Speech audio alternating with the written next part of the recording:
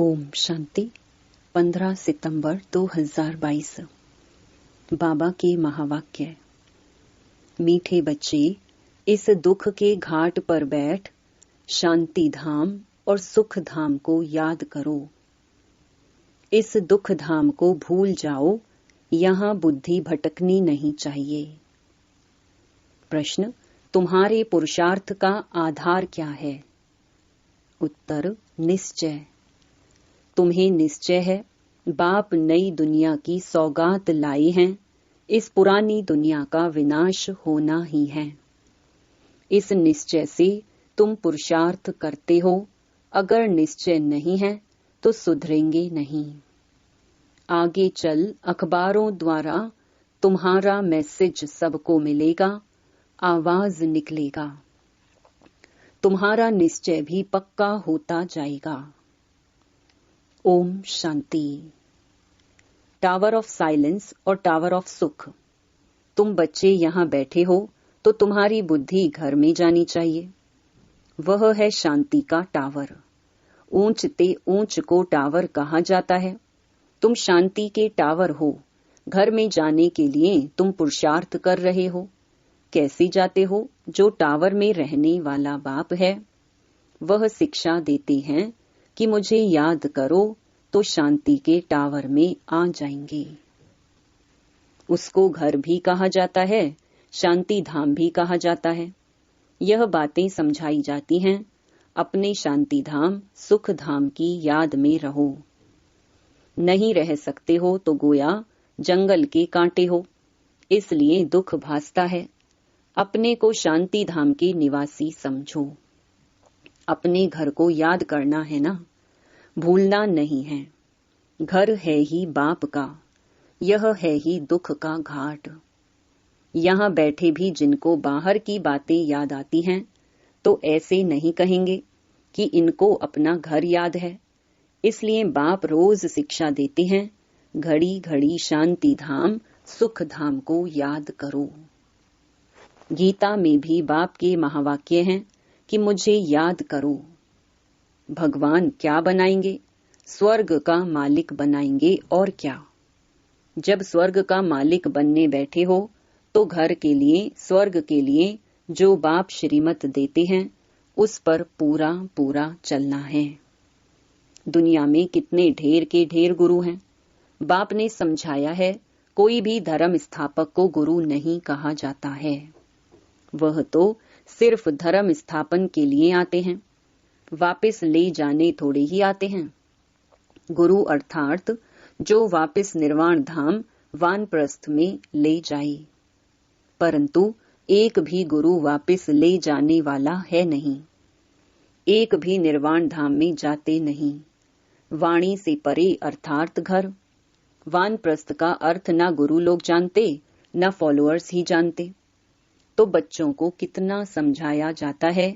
यह चित्र हैं सतयुग के और वह चित्र हैं त्रेता के। उन्हों को भगवान नहीं कहा जाता है। लक्ष्मी नारायण को भी भगवान भगवती नहीं कहा जाता। आदि सनातन है देवी देवता धर्म।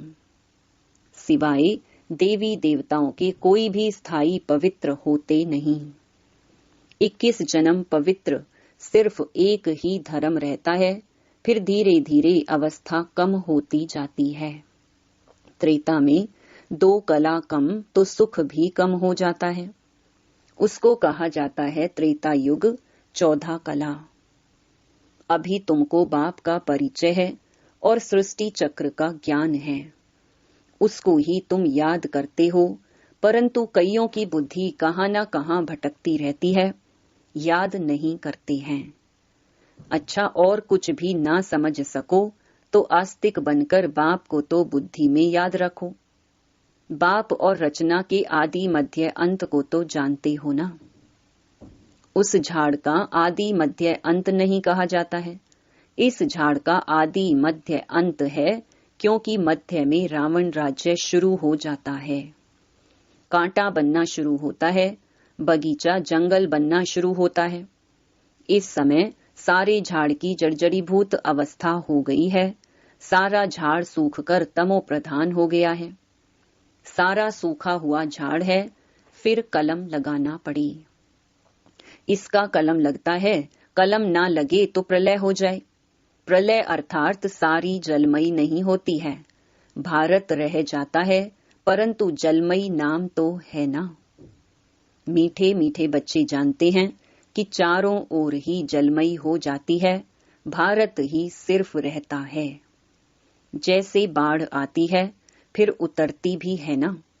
कहते भी हैं बीके सारा दिन, मौत ही मौत कहते रहते, बस मौत आने वाला है। तो समझते हैं कि यह तो अशुभ बोलते हैं, बोलो नहीं।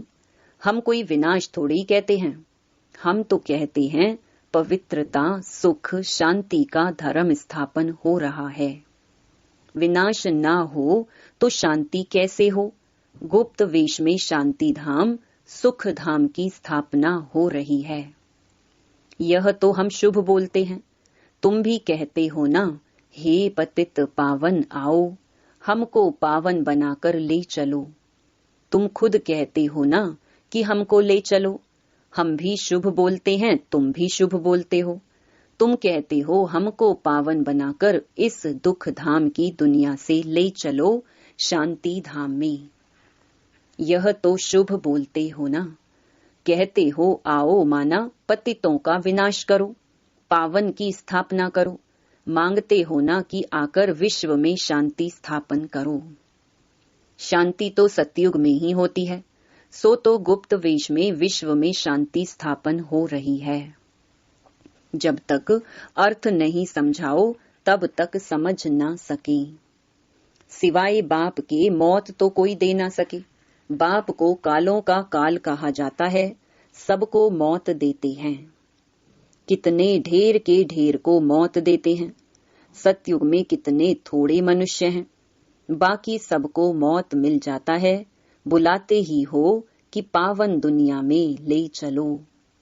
तो पावन दुनिया जरूर नई ही होगी, यह थोड़ी होगी। पुरानी दुनिया का भी अर्थ नहीं समझते। पावन दुनिया में बहुत थोड़े मनुष्य रहते हैं, शांति रहती है। यह बातें समझने और समझाने में कितना सहज है, परंतु बुद्धि में बैठता ही नहीं, क्योंकि समय ही नहीं है बुद्धि में बैठने का। कहा भी जाता है ना, कुंभकर्ण की नींद में सब सोए पड़े हैं। यह नहीं जागेंगे। यह ड्रामा बड़ा विचित्र है। तो यह सारा चक्र बुद्धि में फिरना चाहिए। बाप आकर सारा ज्ञान देते हैं, उनको कहते ही हैं नॉलेजफुल, ज्ञान का सागर। ज्ञान का सागर एक बाप ही है। तुम जानते हो पानी के सागर कितने हैं, जितने नाम हैं उतने सागर हैं। वह सागर एक ही है। यह तो अलग अलग पार्टीशन कर नाम रख दिए हैं। बाहर सागर तो एक ही है ना। वास्को डी गामा भी सारा चक्कर लगाए, फिर वहां ही आकर खड़ा हो गया। तो सागर एक ही है, बीच बीच में टुकड़ा टुकड़ा कर अलग अलग बना दिया है। धरनी भी सारी एक ही है, परंतु टुकड़ा टुकड़ा हुई पड़ी है। तुम्हारा राज्य होता है तो धरनी भी एक ही होती है, राज्य भी एक होता है, नो टुकड़ा टुकड़ा।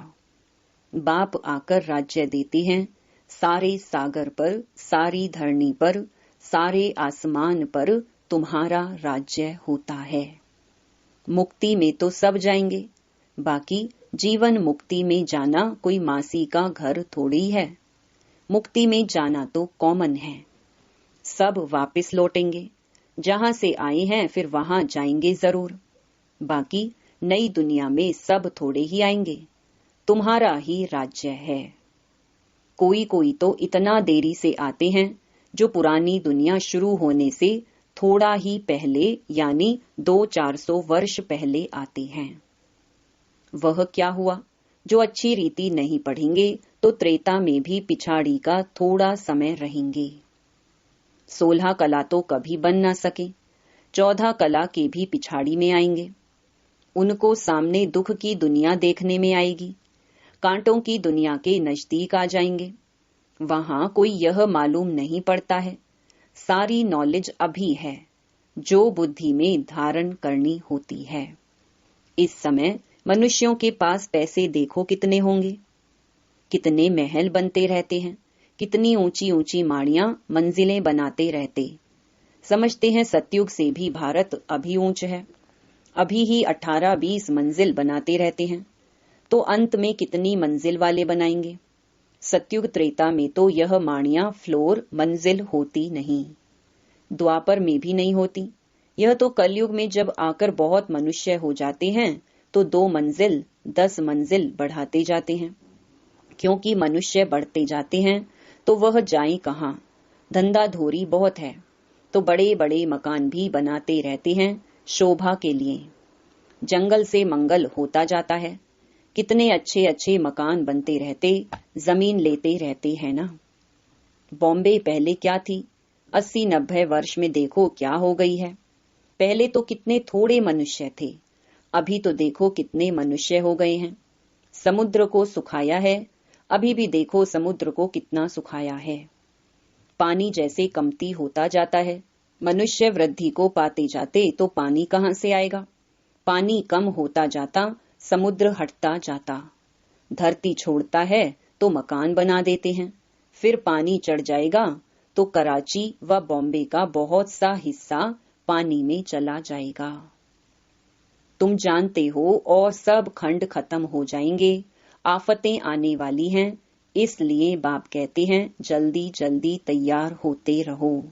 जैसे शमशान में जब आग जलकर खत्म होती है तब लौटते हैं, बाप भी विनाश के लिए आए हैं तो आधे पर थोड़े ही जाएंगे। आग लगकर जब पूरी होगी तब चले जाएंगे, फिर बैठकर क्या करेंगे। आग बुझेगी नहीं, सब चले जाएंगे, सबको साथ ले जाएंगे। होना तो जरूर है, समझते तो सब हैं, लेकिन समय का गपोड़ा बहुत लगा दिया है।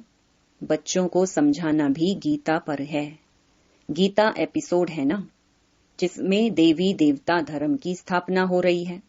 वहां एक ही धर्म होगा, बाकी सब धर्म विनाश हो जाते हैं। सिर्फ यह गीता ही है जो भगवान ने गाई है। मनुष्यों ने भक्ति मार्ग के लिए बैठ शास्त्र बनाए हैं, ऐसी ऐसी पॉइंट्स धारण कर फिर सुनानी चाहिए। कहते हैं बाबा भूल जाते हैं, धारणा नहीं होती है। बाबा कहते फिर क्या करें, राजधानी स्थापन होती है, इसमें नंबरवार तो सब चाहिए। सबके ऊपर कृपा करने की ताकत हो तो बाप स्वर्ग का मालिक सबको बना दे। लेकिन नहीं, यह तो बनने ही है नंबरवार। यह कोई भी समझ सकते हैं कि भगवान आया हुआ है, भगवान जरूर स्वर्ग की सौगात ले आएंगे। नई दुनिया स्थापन करने आते हैं तो जरूर संगम पर ही आएंगे, नई दुनिया स्थापन करने। तुम सुनते हो और निश्चय से पुरुषार्थ करते हो, जिनको निश्चय ही नहीं वह कब सुधरेंगे ही नहीं। भल कितना भी माथा मारो, तो बाबा के अवतरण का पैगाम सबको देना है, मैसेज देना है। आगे चल अखबारों में पढ़ ही जाएगा। जैसे तुम्हारा नाम बदनाम भी अखबारों द्वारा हुआ, फिर नाम बाला भी अखबारों द्वारा ही होगा। दुनिया तो बहुत बड़ी है, सब जगह तो तुम बच्चियां जा नहीं सकेंगी। कितने शहर हैं, कितनी ढेर भाषाएं हैं। अखबारों द्वारा सब जगह आवाज पहुंच जाता है। कोई भी आएगा कहेगा हाँ अखबारों द्वारा आवाज सुना है, तो तुम्हारा नाम अखबारों द्वारा ही होगा। ऐसा नहीं समझो कि सब तरफ तुमको जाना पड़ेगा, फिर तो पता नहीं कितना समय लग जाए। अखबारों द्वारा ही एक्यूरेट सुनेंगे। तुम कहते भी हो कि बाप को याद करो तो पाप कट जाएंगे, अखबारों में तो पढ़ना ही है। अब तुम्हारा नाम बाला होगा तो फिर बढ़ता जाएगा। जैसे कल्प पहले पता पड़ा होगा वैसे ही समय पर पड़ेगा, सबको मैसेज मिलेगा। युक्तियां चल रही हैं, बहुत अखबार वाले डालेंगे, किसको बुद्धि में बैठा और डाल देंगे। सब धर्म वालों को मालूम पड़ जाएगा, तब तो कहेंगे अहो प्रभु तेरी लीला। पिछाड़ी में बाप की याद सबको आएगी, परंतु कुछ भी कर नहीं सकेंगे। यह खेल है ना, खेल को जान जाएंगे। 84 चक्र का खेल सब अखबारों में पड़ जाएगा। जहां भी जाओ अखबार जरूर निकलते हैं। अखबार द्वारा सबको आवाज तो पहुंचता है ना। तुम्हारी बातें तो सबसे ऊंच है ना। विनाश का समय भी तो जरूर आना ही है, ड्रामा प्लान अनुसार। जैसे कल्प पहले मालूम पड़ा होगा, अभी भी पड़ेगा। धीरे धीरे स्थापना होती है ना। संगम युग याद पड़े तो स्वर्ग भी याद पड़े। स्वर्ग को याद करो और मन मना भव। बाप को भी याद करो तो बेड़ा पार हो। जब तक विनाश ना हो शांति कहां से आए। विनाश का नाम ही कड़ा है। मनुष्य सुनकर बहुत डरते हैं। यह तो राइट बात है ना। पतित दुनिया में अनेक दुख हैं, पावन दुनिया में अनेक सुख हैं। बाप देखो सौगात कैसी लाते हैं। अच्छा, मीठे मीठे सिक्की लधे बच्चों प्रति माता पिता बाप दादा का याद प्यार और गुड मॉर्निंग। रूहानी बाप की रूहानी बच्चों को नमस्ते। धारणा के लिए मुख्य सार। पहला, पढ़ाई को अच्छी तरह पढ़कर ऊंच पद पाना है। आफतें आने के पहले नई दुनिया के लिए तैयार होना है। दूसरा, अपने को सुधारने के लिए निश्चय बुद्धि बनना है। वाणी से परे वानप्रस्थ में जाना है। इसलिए इस दुख धाम को भूल शांति धाम और सुख धाम को याद करना है। वरदान, किसी भी परिस्थिति में फुल स्टॉप लगाकर दुआओं का अधिकार प्राप्त करने वाले महान आत्मा भव। महान आत्मा वो है जिसमें स्वयं को बदलने की शक्ति है और जो किसी भी परिस्थिति में फुल स्टॉप लगाने में स्वयं को पहले ऑफर करते हैं। मुझे करना है, मुझे बदलना है। ऐसी ऑफर करने वालों को 3 प्रकार की दुआएं मिलती हैं। पहला, स्वयं को स्वयं की दुआएं अर्थात खुशी मिलती है। दूसरा, बाप द्वारा। और तीसरा, ब्राह्मण परिवार द्वारा। इसलिए अलबेलापन नहीं लाओ कि ये तो होता ही है, चलता ही है। फुल स्टॉप लगाकर अलबेलेपन को परिवर्तन कर अलर्ट बन जाओ। स्लोगन, संकल्पों की एकाग्रता द्वारा ही श्रेष्ठ परिवर्तन में फास्ट गति आ सकती है। ओम शांति।